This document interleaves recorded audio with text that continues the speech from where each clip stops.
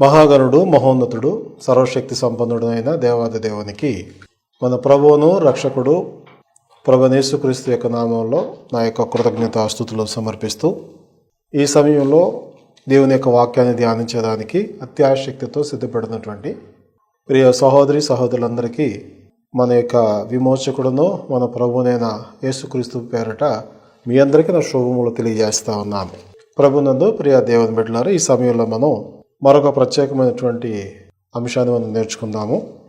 అదేమిటి అన్నదంటే మత్తయి సువార్త 12వ అధ్యాయము 32వ వచనంలో యేసు ప్రభువు చెప్పినట్లుగా పరిశుద్ధాత్మను గురించినటువంటి దూషణ లేక ఆత్మకు విరోధముగా మాట్లాడటం. ఈ విషయము ప్రస్తుత క్రైస్తవ సమాజంలో ఎంతో వివాదాస్పదంగా ఉన్నటువంటి విషయము. ఇంకా చెప్పాలి అనంటే పరిశుద్ధాత్మను గురించిన వివరణ తెలియనటువంటి వారు కూడా ఆత్మను గురించినటువంటి బోధన చేసేటువంటి ఒక భయంకరమైనటువంటి కాలం ఇది. వాస్తవానికి ఆత్మను గురించినటువంటి వివరణ దేవుడు గ్రంథం ద్వారా చాలా స్పష్టంగా బయలుపరిచాడు. గ్రంథము లేనప్పుడు దేవుని యొక్క వాక్యము సంపూర్ణంగా బయలుపరచబడక ముందు ఏదైనా కన్ఫ్యూషన్ ఉంది అనంటే ఇది సమంజసం. ఎందుకంటే పూర్తిగా మనకు తెలియదు కనుక అనేకమైన సందేహాలు, వివాదాలు కలగటం సర్వసాధారణం. కానీ దేవుడు సంపూర్ణంగా తన చిత్తాన్ని బయలుపరిచిన తర్వాత, మర్మములన్నిటినీ రివీల్ చేసిన తర్వాత కూడా ఇంకా మనం అలాంటి వివాదాల్లో చిక్కుకుంటున్నామో, వాటి గురించి మనం మాట్లాడుకుంటున్నాము అంటే దేవుని వాక్యం పట్ల మనకు శ్రద్ధ లేదు, గౌరవము లేదు, దాని పట్ల మనకు ఆసక్తి లేదు అని అర్థం. కనుక ఈ సమయంలో పరిశుద్ధాత్మకు వ్యతిరేకంగా మాట్లాడటం అంటే ఏంటి, పరిశుద్ధాత్మను దూషించటం అంటే అర్థం ఏంటి అనే విషయాల గురించి ఆలోచన చేద్దాం. మొదటిగా అసలు పరిశుద్ధాత్మను గురించి మనకున్నటువంటి అవగాహన ఏంటి అంటే, సహజంగా చాలామంది క్రైస్తవులు అనుకున్నటువంటి పద్ధతి ఏంటంటే యెహోవా దేవుడే యేసుక్రీస్తుగా లోకానికి వచ్చారని, యేసుక్రీస్తే పరిశుద్ధాత్మగా తర్వాత వచ్చారు అని ఒక అవగాహన ఉంది. ఇది బైబిల్ గ్రంథానుసారంగా టోటల్గా రాంగ్ కాన్సెప్ట్, అంటే తప్పుడు విధానం ఇది. ఎందుకు అంటే అలాగని ఎక్కడ బైబిల్ గ్రంథంలో మనం చూడం. కావాలి అన్నదంటే వారు దైవత్వంలో ఉన్నటువంటి వ్యక్తులుగాను, యెహోవా అయినా యేసుక్రీస్తు అయినా పరిశుద్ధాత్మ అయినా వేరువేరుగానే ఉన్నట్టు మనం గమనించగలుగుతూ ఉంటాం. కనుక ఇది అర్థం కానప్పుడు పరిశుద్ధాత్మ యొక్క దూషణ కానీ, పరిశుద్ధాత్మకు వ్యతిరేకంగా మాట్లాడటం కానీ అర్థం కాదు. కాబట్టి ఈ పరిశుద్ధాత్మ కూడా దైవత్వములోని వ్యక్తులలో ఒక వ్యక్తి అనే విషయాన్ని మీరు గుర్తుపెట్టుకోవాలి. పరిశుద్ధాత్మ అంటే యెహోవా కాదు, పరిశుద్ధాత్మ అంటే యేసుక్రీస్తు కాదు, అలాగే పరిశుద్ధాత్మ అంటే ఒక శక్తి కాదు. గమనించినారా? ఒక వ్యక్తి. యెహోవా వలె, యేసుక్రీస్తు వలె పరిశుద్ధాత్మ కూడా ఒక వ్యక్తి అనే విషయాన్ని మీరు గ్రహించాలి. ఆదికాండము 1వ అధ్యాయము 26వ వచనాన్ని మనం గమనించినప్పుడు దేవుని వాక్యం ఇలాగుంది: మన పోలిక చొప్పున మన స్వరూపమందు నరులను చేయుదుము అని. గమనించడం, ముందు దేవుడు అని ఉంటుంది, ఆ తర్వాత చిన్న ఐఫెన్ ఇచ్చి మన పోలిక చొప్పున మన స్వరూపమందు నరులను చేయుదుమనే మాట మనం గమనిస్తాం. అంటే అక్కడ దేవుడు అనేటువంటి ఆ యొక్క పదంలో, ఆ స్థితిలో ఒకరికంటే ఎక్కువ ఉన్నారనేటువంటి విషయం మనకి అర్థమవుతుంది. Right are wrong? జాగ్రత్తగా గమనించండి. దేవుడు అనంటే మనం సహజంగా ఒక వ్యక్తిని అదొక పేరుగా భావించి అర్థం చేసుకోవటం వలన అది మనకి రాంగ్గా అర్థమవుతుంది. కాబట్టి అక్కడ గమనించినప్పుడు మన పోలిక చొప్పున మన స్వరూపమందు అంటే ఎవరో ఉన్నారు, ఒకరు కాకుండా ఎవరో కొంతమంది ఉన్నారని అర్థమవుతుంది. అదే ఆదికాండంలో 3వ అధ్యాయం 22వ వచనం కూడా మనం గమనించినప్పుడు పతనపు అయిపోయినటువంటి మనుషుడైన ఆదాముని గురించి మాట్లాడే క్రమంలో, ఇదిగో మంచి చెడ్డలను ఎరుగునట్లు ఆదాము మనలో ఒకని వంటి వాడాయను అని చెప్పుకుంటూ ఉంటారు. గమనించండి, ఆదాముతో మాట్లాడలేదు, ఆదాముకి వేరుగా ఆదాముని గురించి ఇంకొక ఉద్దేశంతో మాట్లాడుతున్నారు, వారికి వారు మాట్లాడుకుంటున్నారు. మనలో ఒకని వంటి వాడాయనని మాట్లాడతారు. తర్వాత ఆదికాండంలోనే 11వ అధ్యాయం 7వ వచనం కూడా మనం గమనిస్తే అక్కడ జలప్రళయం తర్వాత ఉన్నటువంటి నోవాహు కుటుంబీకులు వారు భూమి మీద విస్తరించేటువంటి పనిని చేయకుండా వారు ఆకాశమునంటే గొప్ప గోపురం కడదామని ప్రయత్నం చేసినప్పుడు దేవుడు దాన్ని చూడటానికి దిగొచ్చాడు. అక్కడ 7వ వచనంలో మాట్లాడే మాట ఏంటంటే, గనుక మనము దిగిపోయి వారిలో ఒకని మాట ఒకనికి తెలియకుండా వారి భాషను తారుమారు చేయదము రండి అని చెప్తాడు. గమనించండి, ఈ 3 కూడా ఆదికాండంలోనే ఉన్నాయి. అలాగే బహువచనాలుగా ఉన్నాయి. ఎవరి మధ్యనో తెలియని వ్యక్తుల మధ్యన సంభాషణ జరుగుతున్నట్లుగా మనకి వారి సంభాషణ గుర్తిస్తాం. కాబట్టి దేవుడు అనేటువంటి పదము దైవత్వానికి సంబంధించింది, దేవత్వానికి సంబంధించింది. అందులో యెహోవా అనేటువంటి ఆయన, యేసుక్రీస్తు అనేటువంటి ఆయన, పరిశుద్ధాత్మ అనేటువంటి ఆయన ఉన్నాడని మనం గ్రహించాలి. పరిశుద్ధాత్మ శక్తి కాదు, మళ్ళా చెప్తున్నాను, ఒక యుక్తి అంతకన్నా కాదు. ఎందుకంటే పరిశుద్ధాత్మను గురించి యేసు ప్రభువారు తన శిష్యులకు పరిచయం చేసే క్రమంలో యోహాను సువార్త 14వ అధ్యాయము 15వ వచనం నుంచి 17వ వచనం వరకు మనం గమనించినప్పుడు అక్కడ పరిశుద్ధాత్మ గురించి ఆయన చెప్పినటువంటి పదాలు మీరు ఒకసారి గమనించాలి. 15వ వచనంలో మీరు నన్ను ప్రేమిస్తే నా ఆజ్ఞలను గైకొంటారు. 16వ వచనంలో నేను తండ్రిని వేడుకుంటా, మీ యొద్ద ఎల్లప్పుడూ ఉండకు వేరొక ఆదరణకర్తను అనగా సత్యస్వరూపక ఆత్మని మీకు అనుగ్రహించుతాడు అని చెప్పి 17వ వచనంలో లోకము ఆయనను చూడదు. ఎవరిని? ఆదరణకర్తను, పరిశుద్ధాత్మను. గనుక ఆయనను పొందనేరదు అని ఆయన అనేటువంటి పద ఉచ్చారణ ఇక్కడ 5 పర్యాయాలు ఇవ్వబడింది. కాబట్టి పరిశుద్ధాత్మ అది కాదు, ఇది కాదు, శక్తి అంతకన్నా కాదు, ఆయన. ఇక్కడ పరిశుద్ధాత్మను దూషించటం అంటే అర్థం ఏంటంటే, పరిశుద్ధాత్మ యొక్క స్థితిగతులు తెలుసుకొనకుండా పరిశుద్ధాత్మ వచ్చింది, పరిశుద్ధాత్మ దిగింది, పరిశుద్ధాత్మ వాలింది, అది ఇది అని మాట్లాడతామే, అదే దూషించటం. గమనించండి. ఉదాహరణకి నా పేరు కరుణాకరం.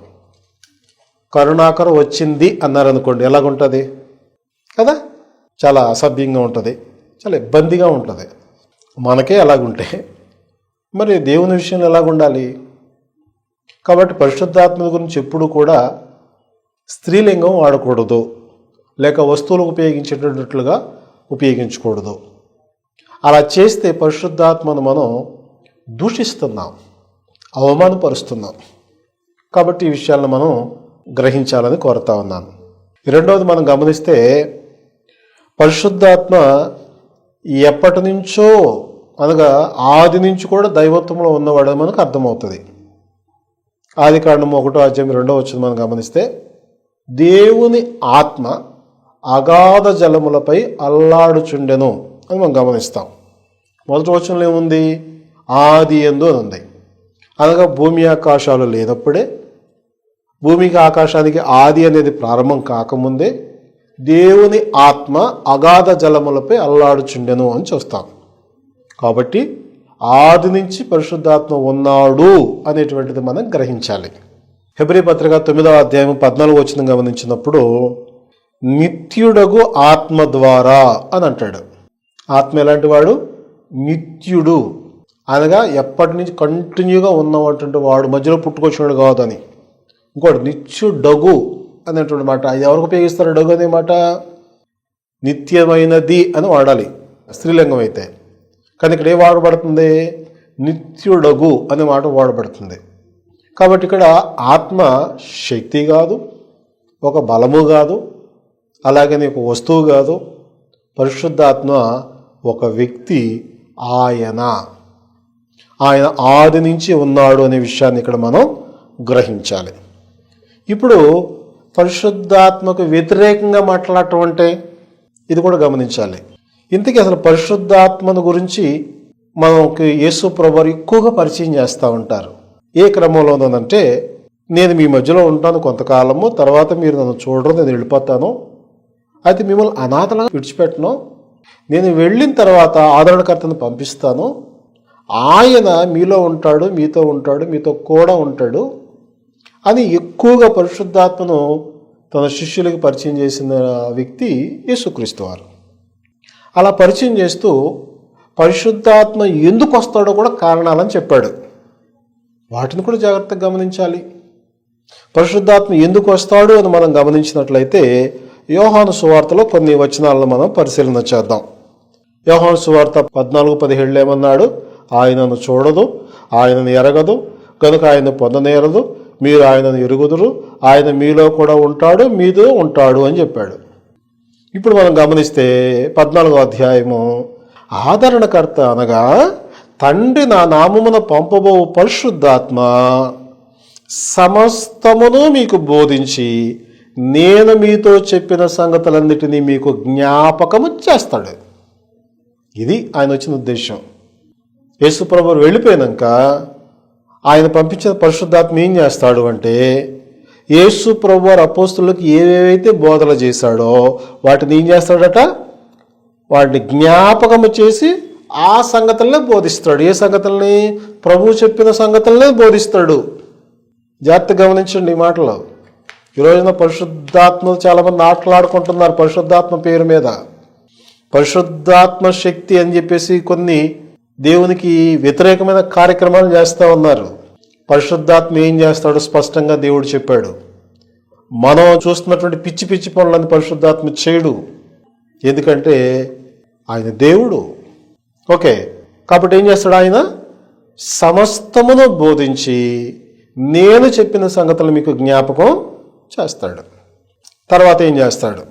15వ అధ్యాయంలోనే 26వ వచనం కూడా చదివినట్లయితే, తండ్రి యొద్ద నుండి మీ యొద్దకు నేను పంపబో ఆదరణకర్త అనగా తండ్రి యొద్ద నుండి బయలుదేరు సత్యస్వరూపి అయిన ఆత్మ వచ్చినప్పుడు ఆయన నన్ను గూర్చి సాక్ష్యం ఇస్తాడు. గమనించండి, 1 సమస్తాన్ని బోధిస్తాడు, నేను చెప్పిన సంగతులు మీకు జ్ఞాపకం చేస్తాడు. 2వది నన్ను గురించి మీకు సాక్ష్యం చెప్తాడు. ఆయన గురించి ఆయన చెప్పుకోడు. మీరు గమనిస్తున్నారా? ఆత్మ వచ్చినప్పుడు ఆయన గురించి చెప్పుకోడు, యేసుక్రీస్తు వారిని గురించి సాక్ష్యం చెప్తాడు. ఈరోజు సాక్ష్యం చెప్తారు, టంగర్లు ఎక్కుతారు కొంతమంది. ఏం చెప్తారు సాక్ష్యం అంటే? దేవుడు నాకు ఆ మేలు చేశాడు, ఈ మేలు చేశాడు, బతికిచ్చాడు, రక్షించాడు, కాపాడాడు. ఇదే కదా అది సాక్ష్యం అంటారా? సాక్ష్యం అంటే ఏంటి? నీ కంటితో ఏది చూసావో, నీ చెవులతో ఏది విన్నావో, నీ ఏది అబ్జర్వ్ చేసావో అది ఇంకొకరి గురించి చెప్తే సాక్ష్యం అవుతుంది. కాబట్టి యేసుక్రీస్తు గురించి సాక్ష్యం చెప్పేటువంటి అర్హత కలిగింది ఎవరు? ఆత్మ. 2వ 27వ వచనం అన్నాడు, మీరు మొదట నుండి నా యొద్ద ఉన్నవారు కనుక మీరు కూడా సాక్ష్యం చెప్తారు, నన్ను గురించి మీరు చెప్తారు అన్నాడు. ఈరోజు మనం ఎలా చెప్తాము? ఆయనతో పట్టుందామా? ఎక్కడ తిన్నాడు, ఏం చేశాడు చూసావా? మనం ఆయన చచ్చిపోవడం చూసావా? సమాధి చేయటం చూసావా? తిరిగి లేవటం చూసావా? విశ్వాసము ద్వారా నమ్ముతున్నాం వాటన్నిటిని. గమనించండి. కాబట్టి సాక్ష్యం చెప్పడానికి మనం సరిపోము, పరిశుద్ధాత్మ సరిపోతాడు. ఆయన కాలంలో జీవించిన కొంతమంది ప్రత్యక్షంగా చూసిన వారు సరిపోతారు. వాళ్ళల్లో అపోస్తలుల గురించి చెప్పాడు. తర్వాత పరిశుద్ధాత్మ వచ్చి ఇంకేం చేస్తాడు? యోహాను సువార్త 16వ అధ్యాయము 8వ వచనం చదువుదాం. ఆయన వచ్చి, అనగా పరిశుద్ధాత్మ గురించి, ఆయన వచ్చి పాపమును గూర్చియు నీతిని గూర్చియు తీర్పును గూర్చియు లోకమును ఒప్పుకొన చేయును. గమనించారా? ఆయన అనగా పరిశుద్ధాత్మను గురించి మళ్ళా సంబోధిస్తూ ఏం చేస్తాడు? ఆయన పాపాన్ని ఒప్పిస్తాడు, నీతిని గురించి ఒప్పిస్తాడు, తీర్పుని గురించి ఒప్పిస్తాడు. ఈరోజున గమనించండి, నిజంగా సేవ చేసే సేవకులైనా సరే వాళ్ళ దగ్గర పొరపాటు జరిగితే ఒప్పుకోవడానికి సిద్ధంగా ఉన్నారు. వాళ్ళ నన్నే తప్పులు ఎంచుతారా అని చెప్పేసి ఎదురు తిరిగి పోటాడుతున్నారు తప్ప తమ తప్పులను పాపాన్ని ఒప్పుకోవడానికి ఎవరు రెడీగా లేరు. వాళ్ళు నడిపించేది ఎవరు? ఆత్మ. 2వది నీతిని గురించి ఒప్పిస్తాడు. నీతి అంటే దేవుని యొక్క వాక్యాన్ని జరిగించటమే నీతి, అనగా దేవుని చిత్తాన్ని జరిగించటమే నీతి. కనుక చిత్తాన్ని జరిగించేటట్టుగా మనల్ని నడిపించి ఒప్పింపజేసేవాడు ఆత్మ. అది జరుగుతుందా? వాక్యం అట్లాగే ఉంటుందిలేండి, అన్నీ ఎక్కడ చేస్తాం, మరేం చేస్తావో అర్థమవుతుందా? కాబట్టి వాక్యాన్ని పక్కన పెడితే నువ్వు నీతిని ఒప్పుకున్నట్టే లెక్క. 3వది తీర్పుని గురించి. ఆ తీర్పు ఉంది కానీ ఈ తర్వాత ఏం జరుగుతుంది ఎవరికి తెలుసు? ఒక భయము లేదు, ఒక జాగ్రత్త లేదు. కాబట్టి ఇట్లా ఆత్మ వచ్చినప్పుడు ఆయన పాపాన్ని గురించి, నీతిని గురించి, తీర్పుని గురించి ఒప్పింపడానికి ప్రయత్నం చేస్తున్నా దానికి లోబడకుండా ఉంటామే మనం, వ్యతిరేకంగా మాట్లాడతామే, అదే పరిశుద్ధాత్మకు వ్యతిరేకంగా మాట్లాడటం. ఎందుకు ఆయన వచ్చిన దానికే అసలు ఆయన వచ్చిన పని నువ్వు కాదని నువ్వు ఇంకొక రకంగా మాట్లాడితే ఆయన వ్యతిరేకించడం కాదా? రైట్, ఆలోచించండి. ఇంకో విషయం, ఆయన వచ్చింది ఎందుకు? అక్కడ 16వ అధ్యాయంలో 13వ వచనం, అయితే ఆయన అనగా సత్యస్వరూపిన ఆత్మ వచ్చినప్పుడు మిమ్మల్ని సర్వసత్యములోనికి నడిపిస్తాడు. ఏం చేస్తాడు పరిశుద్ధాత్మ? సర్వసత్యములోనికి నడిపిస్తాడు. ఆయన తనంతట తానే ఏమీ బోధించక వేటిని వినునో వాటిని బోధించి సంభవింపబో సంగతులు మీకు తెలియజేస్తాడు. గమనించండి, సొంతంగా ఏం చెప్పడు పరిశుద్ధాత్మ.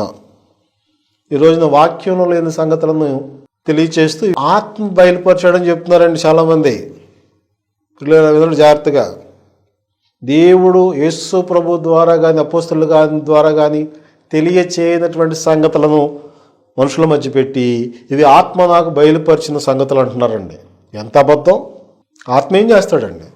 తనంతట తానే ఏమీయో బోధించక వేటిని విన్నాడో, ఏం విన్నాడు ఆయన? 14వ వచనంలో, ఆయన నా వాటిలోనివి మీకు తెలియజేయును. ఏమిన్నాడు పరిశుద్ధాత్మ కూడా? యేసుక్రీస్తు ఏది బోధించాడో అదే పరిశుద్ధాత్మ విన్నాడు కనుక వాటినే తిరిగి బోధిస్తాడు తప్ప, జ్ఞాపకం చేస్తాడు తప్ప తన సొంతంగా ఏమీ చెప్పడు. అంటే ఇప్పుడు పరిశుద్ధాత్మ కూడా ఏ ట్రాక్లో ఉన్నాడు? యేసు ప్రభు వారి యొక్క ట్రాక్లోనే ఉన్నాడు. ఆయన వేరుగా మళ్ళీ సొంత పెత్తనాలు ఏమి చేయడు, సొంత ఉద్దేశాలు నడిపించుకోడు. అర్థమవుతుందా? కాబట్టి పరిశుద్ధాత్మ చేసేటువంటి ఈ పనికి ఒకటి మనకు తోడుగా ఉంటాడు, రెండవది సమస్తాన్ని బోధించి ప్రభు మాటలు జ్ఞాపకం చేస్తాడు, అలాగనే మూడవది యేసుక్రీస్తుని గురించి సాక్ష్యం చెప్తాడు, అలాగనే పాపాన్ని గురించి, నీతిని గురించి, తీర్పుని గురించి ఒప్పింపజేస్తాడు, అలాగే సొంత బోధ ఏం చేయకుండా యేసు ప్రభువారి బోధలే గుర్తు చేస్తాడు. ఇది పరిశుద్ధాత్మ చేసే పని. ఇంకా ఏం చేస్తాడు అన్నదంటే, నిజంగా మన వాక్యం యొక్క పరిధిలో మన బ్రతుకులుంటే ఆయన మనలను వాక్యము లోతులలోనికి నడిపిస్తాడండి. ఇక్కడ అన్నాడు కదా 13వ వచనంలో, సర్వసత్యములోనికి అంటాడు. అదే రోమీయులకు రాసిన పత్రిక 8వ అధ్యాయంలో పౌలు క్రైస్తవులతో ఏమంటాడు అనంటే 14వ వచనంలో, దేవుని ఆత్మచేత ఎందరూ నడిపించబడుదురో అంటాడు. ఆత్మ ఏం చేస్తాడు? ఇప్పుడు నడిపిస్తాడు. ఎలాగా? యేసుక్రీస్తు చెప్పిన వాక్యాన్ని బట్టి నడిపిస్తాడు. అబ్బే నేనట్ట నడవను, మా పెద్దయ్య గారు చెప్పింది ఉంది, మా ఆత్మీయ తండ్రి గారు చెప్పింది ఉంది, అనుభవజ్ఞుల సేవకులు చెప్పింది ఉంది అన్నాం అనుకోండి. అది ఇక్కడ ఉందా? యేసుప్రభు చెప్పిందేనా? అపోస్తలులు పలికిందేనా? అయితే ఓకే. ఆడు పలకలేదు, దేవుడు చెప్పలేదా? అయితే పెద్దయ్య గారికి చెప్పినా కానీ అది అబద్ధమే. అది గ్రహించాలి. కాబట్టి ఆత్మ ఏం చేస్తాడు? నడిపిస్తాడు.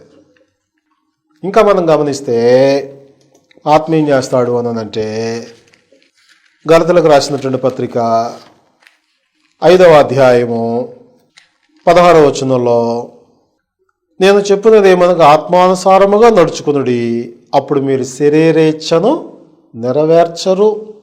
గమనించండి, అంటే ఆత్మ ఏం చేస్తాడు అంటే శరీర కోరికలు నెరవేర్చుకొనకుండా మనలను నియంత్రిస్తాడు. అంటే మనలను ఆత్మ సంబంధులుగా నడుచుకునే దానికే ప్రేరేపించి నడిపిస్తాడు తప్ప శరీర కోరికలు తెచ్చుకునే దానికి ఆయన ఒప్పుకోడు. కానీ మనం ఏం చేస్తాం? గమనించండి, దేవుని వాక్యం గుర్తొస్తున్నా, ఆత్మ మనల్ని ప్రేరేపిస్తూ ఉన్నా, ఆత్మ వాక్యం ద్వారా మనల్ని గద్దిస్తూ ఉన్నా శరీర కోరికలు తీర్చుకోవడానికి వెళ్ళిపోతాం. పైగా మళ్ళీ అక్కడ కూర్చున్న కాసేపు ఎగరటమో గొంతులేయటమో ఏదో హడావుడి చేసి ఆత్మ నడిపింపు. ఎట్లా అవుతుంది ఆత్మ నడిపింపు? ఎఫెసీ పత్రికలో మనం గమనిస్తే పరిశుద్ధ ఆత్మను దుఃఖపరచకండి అన్నాడు. ఆయన కూడా దుఃఖపడతాడా? మరి శక్తి అయితే ఎట్ట దుఃఖపడుతుంది? ఒక బలం అయితే ఎలా దుఃఖపడుతుంది? వ్యక్తిగా బట్టి కదా దుఃఖపడేది. అందుకని ఎఫెసీ పత్రిక 5వ అధ్యాయములో దేవుని పరిశుద్ధాత్మను దుఃఖపరచకుడి అన్నాడు. అది ఎట్లా దుఃఖపరుస్తాం మనం? ఆయనకి ఎలా బాధ కలుగుతుంది అనంటే 25 నుంచి మాట్లాడతాడు. మీరు అబద్ధం ఆడకండి, సత్యమే మాట్లాడండి, దొంగతనం చేయకండి, కష్టపడి పని చేయండి, కోపపడండి కానీ పాపం చేయకండి. ఇలాగన దుర్భాషలు కానీ అలాగనే వ్యర్థమైన మాటలు కానీ ఇవన్నీ మళ్ళా కనపడుతున్నాయి అనుకోండి, ఏడ్చేస్తాడటండి ఆయన. ఎవరు? పరిశుద్ధాత్మ దుఃఖపడిపోతాడు, బాధపడిపోతాడు. అయ్యో ఇలాంటి వాళ్ళ కోసమా నేను ఇక్కడ కాపలాగాతున్నాను, ఇలాంటి వాళ్ళని నడిపించడాక నేను వచ్చానని చెప్పేసి ఆత్మ దుఃఖపడిపోతాడటండి. వ్యక్తిత్వం ఉంటేనేగా పని జరిగేది. అలాగనే తెస్సలోనికైలకు రాసినటువంటి మొదటి పత్రికలో పౌలు ఇంకొక మాట అన్నాడు. అదేంటిదంటే ఆత్మను ఆర్పకండి అంటాడు. ఆత్మ ఆరిపోవడం ఏంటి? ఆయన ఆరిపోతాడా?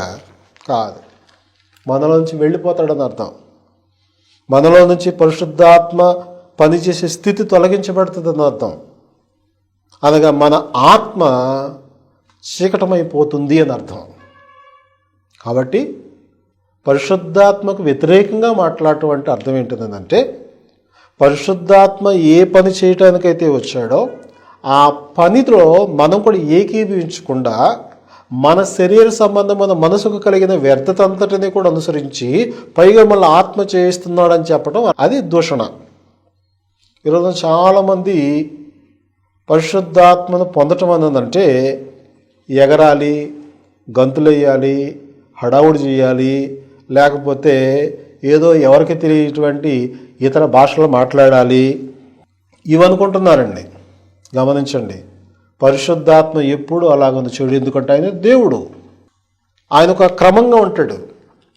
కాబట్టి పరిశుద్ధాత్మ ఏం చేస్తాడు అంటే ఆయన మాట్లాడిన, ప్రేరేపించిన, నడిపించిన యేసుక్రీస్తు యొక్క మాటలను గుర్తు చేస్తాడు, దేవుని కార్యాలను జరిగిస్తాడు, దేవుని పక్షంగా ప్రజలు బలపడేటట్లుగా చేస్తాడు తప్ప సాతాను సంబంధి వలె అల్లరి చిల్లరి పనులు పరిశుద్ధాత్మ చేయడు. ఈ రోజున ఎంత అవమానకరంగా పరిశుద్ధాత్మ దుఃఖపరుస్తున్నారో చాలామంది. వాక్యం దగ్గరికి రావట్లేదు, దీన్ని పరిశీలించట్లేదు, దీన్ని స్వయంగా వాళ్ళు పరిశోధించట్లేదు. తమకు తోచింది, విన్నది, ఎక్కడో తెలిసింది దాన్ని రంగరించుకొని ఇదే ఇదే ఇదే ఇదే అని అజ్ఞానుల వల్ల వెళ్ళిపోతున్నారు. గమనించండి, పౌలు వాక్యం చెప్తా ఉంటే కొరింథీ సంఘంలో ఉన్నారు, ఈయన మంచి మాటకారి, వేదాంతి, కాబట్టి ఆయన చెప్పేటువంటి మాటలన్నీ జ్ఞానయుక్తమైన తీయని మాటలు ఉపయోగించి బోధ చేస్తున్నాడు అని చెప్పి అన్నారు. దానికి ఆయన వాళ్ళకి సమాధానం ఇచ్చే ప్రయత్నం చేశాడు. కొరింథీయులకు రాసినటువంటి మొదటి పత్రిక 2వ అధ్యాయము 1వ వచనం చదువుతాను.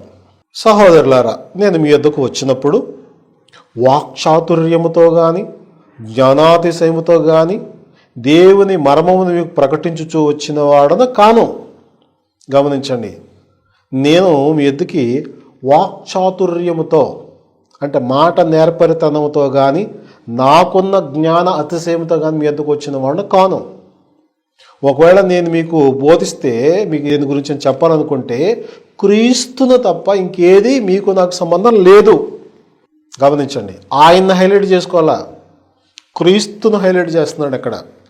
ఈ రోజున చాలామంది అబద్ధ బోధకులు వాడుకునేదేం క్రీస్తు పేరు, కార్యం జరిగించేదేమో దేవుడు, కానీ ఈయన పేరు మాత్రం డబ్బా కొట్టుకుంటూ ఉంటాడు.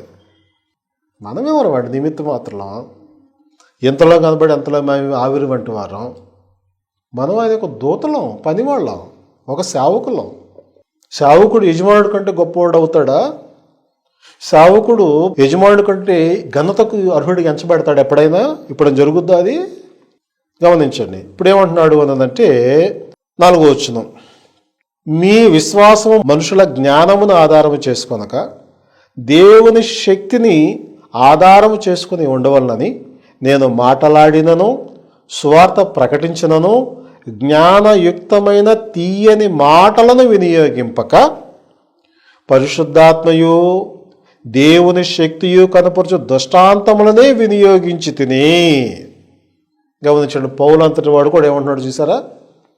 నేను వాక్చాతుర్యంతో రాలా, నాకున్న జ్ఞానాతిశయంతో మీ మధ్య బోధ చేయలే, మరి ఏం చేశాను అన్నదంటే, మీ విశ్వాసము దేవుని యొక్క వాక్యాన్ని ఆధారం చేసుకొని బలపడాలని నేను మాట్లాడినా ఏం చేసినా పరిశుద్ధాత్మయు దేవుని శక్తియు కనపరచు దృష్టాంతాలను దేవుడు ఒకప్పుడు ఏం చేశాడు అవన్నిటిని ఉపయోగించి మాట్లాడాను తప్ప నాకున్న జ్ఞానాన్ని తీసుకొచ్చి మీ దగ్గర పెట్టలేదు అని చెప్తున్నాడు. అయినా ఆత్మ లేని వాడికి ఇవేవి అర్థమవుతాయి కదా. పరిశుద్ధాత్మ లేని వాడికి దేవుని సంగతులు ఏమి అర్థమవుతాయి. అందుకని ఆయన తర్వాత మళ్ళా కింద అదే వివరణ ఇచ్చాడు. ఏమని వివరించాడు అన్నదంటే 11వ వచనంలో, ఒక మనుష్యుని సంగతులు మంత్రులను మనుష్యాత్మకే గాని మనుషుల్లో మరి ఎవరికి తెలియను, అలాగే దేవుని సంగతులు దేవుని ఆత్మకే కాదు మరి ఎవరికి తెలియను. దేవుని వల్ల మనకు దయచేయబడిన వాటిని తెలుసుకున్నట్టుకై మనము లౌకిక ఆత్మను గాక దేవుని వద్ద నుండి వచ్చే ఆత్మను పొంది ఉన్నాము. కాబట్టి దేవుని సంగతులు అర్థం కావాలి అంటే పరిశుద్ధాత్మ వరము అని పొందిన స్థితి నీకుంటే అర్థమవుతుంది తప్ప లేకపోతే ఎప్పటికీ అర్థం కావు. పైగా వాటిని వెర్రితనంగా చూసే అజ్ఞానం కూడా బుద్ధి. గమనిస్తున్నారా? కాబట్టి ఇక్కడ మనం పరిశీలన చేయాల్సింది ఏంటిదంటే, పరిశుద్ధాత్మ మనల్ని నడిపిస్తే వాక్య సంగతులే గుర్తు చేస్తాడు, జ్ఞాపకం చేస్తాడు, వాక్యం లోతుల్లోనికి నడిపిస్తాడు, పాపాన్ని నొప్పిస్తాడు, నీతి నొప్పిస్తాడు, తీర్పునని గుర్తు చేస్తాడు, ప్రభువు చెప్పిన సంగతులు మళ్ళా జ్ఞాపకం చేస్తూ ఉంటాడు, ఆత్మ వాక్య పరిధిలో మనల్ని నడిపిస్తూ ఉంటాడు. ఇంకా చెప్పాలంటే శరీర కార్యాలలో చొరబడకుండా మనల్ని నిరోధింపజేస్తాడు. ఇంకొక విషయం కూడా ఉంది. గలతీయులకు రాసిన పత్రిక 5వ అధ్యాయము 18వ వచనం గమనిస్తే అక్కడ ఏమంటాడనంటే, మీరు ఆత్మచేత నడిపించబడిన ఎడల ధర్మశాస్త్రమునకు లోనైన వారు కారు. గమనించారా? అంటే ధర్మశాస్త్రానుసారముగా నడిచేవాడు దేవుని ఆత్మను పొందలేడు. ఎందుకంటే అక్కడ లేదు ఆ వాగ్దానం. ఇక్కడుంది, క్రీస్తునందు ఉంది ఆ వాగ్దానం. అనగా ధర్మశాస్త్రం వంటి ఇజ్రాయేలుకి ఇచ్చిన పాత నిబంధనకు లోను కారు, దాని క్రింద ఉండరు. దానిలోంచి విడిపించబడి క్రీస్తు యొక్క నియమాల కిందకు వస్తారు, క్రీస్తు యొక్క అధికారం కిందకు వస్తాడు. ఇంకా అసలు నువ్వు దాన్నే విడిచిపెట్టకుండా ఆత్మతో నడిపించబడుతున్నా, ఆత్మతో మాట్లాడుతున్నా, ఎన్ని కబుర్లు చెబుతూ ఉపయోగం ఏంటి?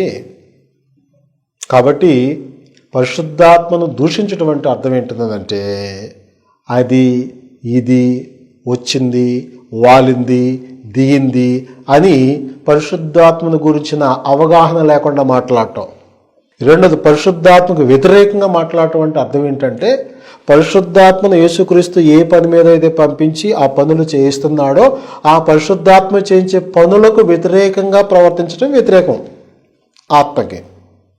అందుకే యేసుప్రభువారు అన్న మాట ఏంటంటే, మనుష్య కుమారునికి వ్యతిరేకంగా పాపం చేసిన క్షమాపణ ఉంటుంది ఏమో కానీ కదా. ఉదాహరణకి ఆ సిలువ వేసే దొంగ కూడా క్షమించమని అడిగినప్పుడు క్షమించాడు.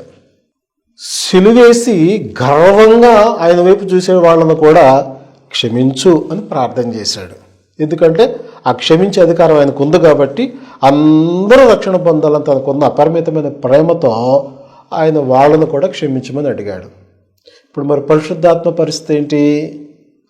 యేసుక్రీస్తు ఏదైతే చెప్పాడో, యేసుక్రీస్తు ఏ పని అప్పచెప్పాడో ఆ పని చేసేవాడు ఉన్నాడు కనుక ఆయన చెప్పినటువంటి పనిని కొనసాగించే ఆత్మకు వ్యతిరేకంగా మాట్లాడితే ఇంకా అది ఫైనల్ అనమాట.